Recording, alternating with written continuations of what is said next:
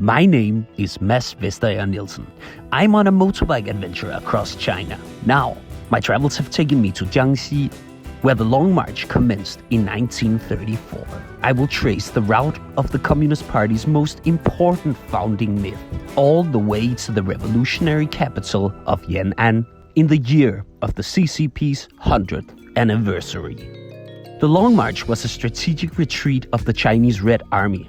Pretty much everything about the march is disputed, from the numbers who took part, the distance they traveled, and what actually happened on the road through China. Nonetheless, the march has supplied some of the most iconic scenes that encapsulate the patriotic fervor of the nation today. In Jiangxi, I meet a Red instructor who teaches courses for tourists and business groups that visit the local Red areas. He tells me that I should follow the route of the first Red Army that was followed by Mao Zedong, Zhou Enlai, and Deng Xiaoping. In Ruijin, you can find all the precursors of the modern Chinese institutions. From Ruijin, I go west. I stumble upon an old cave where Peng Dehuai and Lin Biao hid with a band of thousands of soldiers and civilians. Here, Mr. Liu made it his mission to turn this cave into a Red tourist area. He took me on a tour through some of the 10 kilometers of natural tunnel systems that goes all the way into the heart of the mountain. I cross into Guangxi. The landscape immediately changes into characteristic limestone mountains, muddy jungle roads, and bamboo forests. I reach Xiangjiang, a place that has been eulogized as one of the greatest setbacks on the Long March, as more than half of the entire force defected or was destroyed by nationalist forces.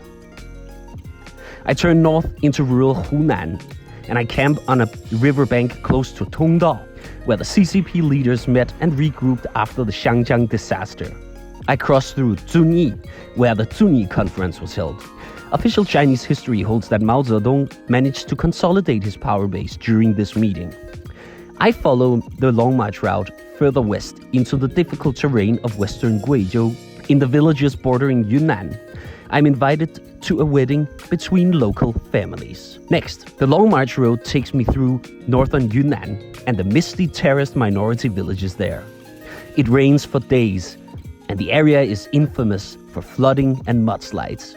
I then go north through the minority areas of the Yi people. In party annals, the Yi are revered for granting the Red Army safe passage. I reach a dead end as the county road has collapsed into the river. I ally myself with a young motorbiker from Chengdu and haggle with a truck driver who takes our motorbikes safely past the damaged sections. Soon I reach the Luding Bridge, which in party annals is hailed as one of the greatest acts of bravery and cunning on the Long March. The story of this battle is heavily disputed.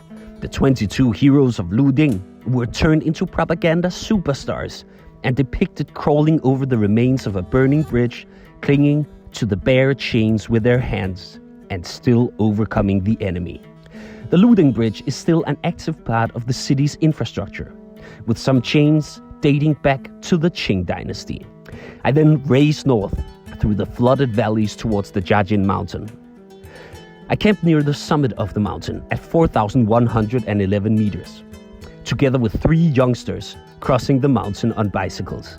The Red Army crossing the snowy mountains in the middle of winter is another legendary tale of suffering and endurance. But when I cross, the mountain is green and the colorful Tibetan prayer flags flutter in the wind. Entering the valleys below, I find myself in the Tibetan Aba region. In the area of Songhan, Mao's forces linked up with another group led by Zhang Guotao, and another struggle for leadership immediately ensued. A monument stands here commemorating those who died on the marshy grasslands.